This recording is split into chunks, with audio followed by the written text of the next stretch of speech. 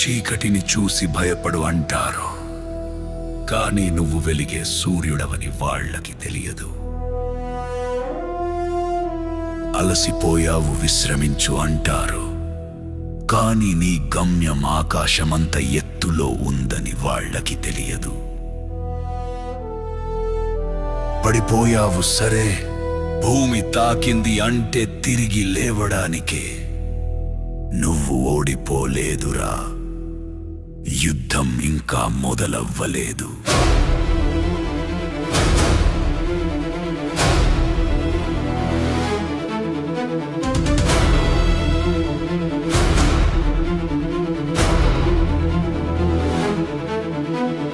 గాయాలు చూపించుకోకు, గర్వంగా మోసుకెళ్ళు. ప్రతి మధ్య ఒక పాఠం, ప్రతి వేదన ఒక శక్తి.